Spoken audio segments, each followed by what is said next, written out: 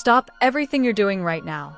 Take a seat, silence your phone, and pay very close attention because the Indiana Fever front office is currently going through a real-time, financially damaging, and very public lesson in the harshest rule of corporate sports business. You never bite the hand that feeds you. The organization is learning the hard way that Caitlin Clark fans are not automatically Indiana Fever fans.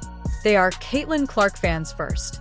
And right now, those supporters are making it crystal clear in the loudest, most aggressive, and most financially painful way possible that if you disrespect their generational star, they will absolutely hit your revenue where it hurts most. Welcome back to WNBA Pro, the only channel on YouTube that refuses to sugarcoat the reality of professional basketball. We do not do PR spin here. We do not care about protecting feelings, and we definitely do not care about corporate access. What we deliver is the raw, unfiltered, objective, data-driven truth about the business, the strategy, the coaching philosophies, and the multi-billion-dollar reality of the Women's National Basketball Association. Hit that subscribe button and turn on every notification right now because the Indiana Fever are officially deep in the find-out stage of their disastrous 2026 offseason, and this situation is getting ugly fast. You're over being called a racist? Just that quick. Interesting. Okay. Must be nice. I don't get down. I'm not forgiving that. Okay. That's not going to happen. So, and never mind the logistical. To truly understand the scale of the mistake the Indiana Fever front office just made, we have to break down the full business reality surrounding this franchise. This is not simply about upset fans complaining on Twitter or Reddit. It represents a major shift in power between a professional sports team and the audience that financially supports it. The Indiana Fever are no longer operating like a traditional franchise. They have become a Caitlin Clark-driven franchise. Let's look at the numbers. Before Caitlin Clark arrived, the Fever were mostly irrelevant in the national sports conversation. They were near the bottom of league standings, attendance rankings, and struggled to fill seats even with promotions. National television attention was minimal, and public interest was low. Then Caitlin Clark arrived and transformed the entire organization into a massive commercial success, almost overnight. She brought sold-out crowds to arenas across the country, pushed the league to move games into larger NBA venues to handle demand, and broke merchandise records almost immediately after her jersey was released. The Fever went from being overlooked and financially limited to becoming one of the most watched and valuable teams in the entire Women's National Basketball Association. That level of economic growth was tied directly to one person. So when that deeply invested and fiercely loyal fan base saw the franchise draft Raven Johnson with the 10th overall pick, the reaction was not simple disappointment. It was outrage. And to understand that reaction, you have to understand the history involved. This was not just another rookie selection. Raven Johnson and Caitlin Clark already had a highly publicized history going back to the 2023 Final Four, where Clark famously waved her off at the three-point line, daring her to shoot. That viral moment created a major rivalry. But the situation goes even deeper. Just weeks before the WNBA draft, Raven Johnson appeared on a widely discussed podcast and directly criticized Caitlin Clark's fan base. She described many of Clark's supporters as toxic, as bullies, and even raised accusations of racism. Whether people agree with those comments or not is separate from the business reality. From a pure corporate and marketing perspective, using a first-round draft pick on a player who publicly alienated the exact paying customers buying your tickets is seen by many as a major public relations failure. Longer than 4 letters. Hopefully Snoop Dogg doesn't come for that. Wow. So they went on social media asking for you to buy tickets as a consumer of their product. Ooh. But drafting Raven Johnson was only the spark. The real explosion happened when head coach Stephanie White stepped to the microphone during the draft press conference and poured fuel on the fire. The outrage was not just about the pick itself, but about the messaging that followed. When White was asked by a reporter how the guard rotation would work, she did not calm concerns. Instead, she described a system where veteran Tyasha Harris would function as a combo guard and then she specifically said that Caitlin Clark is a player who can operate both on and off the ball. She followed that by describing Raven Johnson as a true point guard who performs best with the ball in her hands. To make matters even worse, White finished by saying this new guard depth would allow shooting guard Kelsey Mitchell to get more rest. Now stop and really process what the head coach of a professional basketball team just said. She never stated the one thing fans wanted to hear. Caitlin Clark is our unquestioned starting point guard, and the entire offense runs through her decision-making. Instead, she publicly described a tactical setup where one of the greatest defensive playmakers of her generation, a player known for record-breaking assists and elite court vision, could be moved off the ball to make room for a defensive-minded rookie and a veteran role player. Many people are missing the deeper basketball issue here. Taking the ball out of Caitlin Clark's hands is viewed by fans as a massive tactical mistake. When Clark runs the point guard position, she creates a level of defensive pressure that completely changes how opponents play. Coaches trap her far beyond the three-point line because of her deep shooting range, and that gravity opens driving lanes for easy layups while creating wide-open perimeter shots for teammates like Kelsey Mitchell. When you move Clark off the ball, you remove the most dangerous and efficient part of the entire Indiana Fever offense. Fans today study the numbers. They understand that the team's offensive rating drops when Clark is forced into the role of a traditional off-ball shooter running through screens. So when they hear Stephanie White openly discussing that exact system, many see it as direct sabotage of the franchise's biggest weapon. Kelsey Mitchell back here. Wow. What?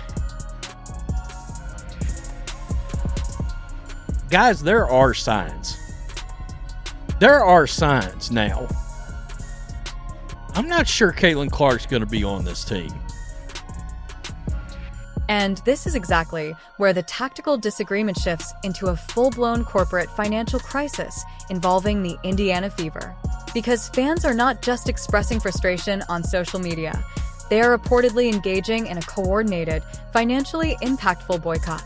The Fever ticket sales department has been pushed into an unusually difficult position. For the past year, the franchise experienced extremely high demand for season tickets, meaning interest far exceeded supply. That is typically the strongest possible position for any sports organization. But the front office misread the situation. They assumed demand was tied to the Indiana Fever brand itself, when in reality much of it was driven by Caitlin Clark. Right now, reports suggest season ticket renewals have slowed, with some fans hesitating or refusing purchases. The secondary ticket market, once extremely active and expensive, has reportedly cooled down significantly. In response, the Fever organization has increased marketing efforts, sending promotional emails and group ticket offers in an attempt to rebuild demand. The irony, according to critics, is that the franchise is now trying to re-engage the same fan base that feels alienated by recent decisions involving players like Raven Johnson. The organization is also attempting to maintain financial stability under a growing salary structure within the Women's National Basketball Association. From this perspective, the situation is being framed as a major miscalculation in communication and brand management, where demand, fan loyalty, and player perception became misaligned, creating both sporting and financial pressure at the same time. Fucktards. Right there. Is this a sign? Are they pushing her out of the franchise? God, if you own this team, you better wake up. Clark should leave now. You've got the dumbest front office. We have to address the perceived arrogance within the front office leadership of the Indiana Fever, specifically General Manager Amber Cox and President of Basketball Operations Kelly Krauskopf. Critics argue there is a long-standing mindset in professional sports organizations where executives believe they understand basketball better than the paying public, treating fans as emotional consumers who will accept any product placed on the floor. The belief, according to this view, was that the franchise could make a defensively focused roster decision, ignore surrounding public relations concerns, and expect fans to remain loyal regardless. However, many argue this reflects a misunderstanding of modern sports audiences. The fan base surrounding Caitlin Clark is described as unlike anything seen in women's basketball or even broader sports culture. This audience is seen as massive, highly engaged, and extremely loyal, not necessarily to the league itself, but specifically to Clark. Many of these fans were not longtime supporters of the Women's National Basketball Association. Instead, they entered the sport because of her presence. As a result, their loyalty is viewed as player-driven rather than franchise-driven.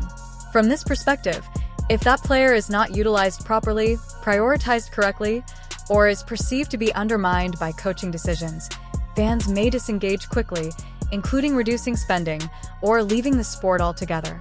A lot of people believe that she may be headed to playing small forward. Man, wow.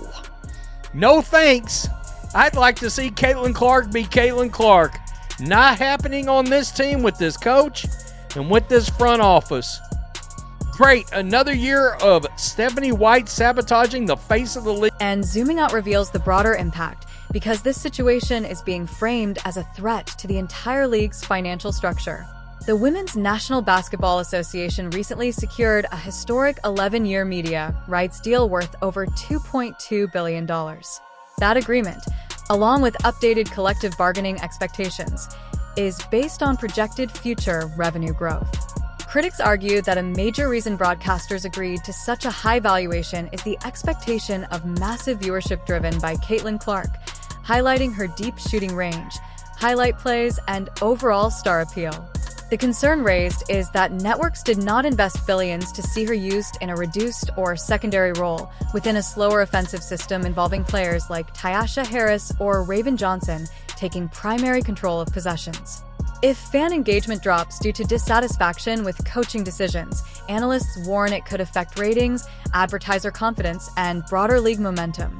From this viewpoint, the Indiana Fever front office is seen as taking risks that could extend beyond one franchise and potentially influence league-wide economics.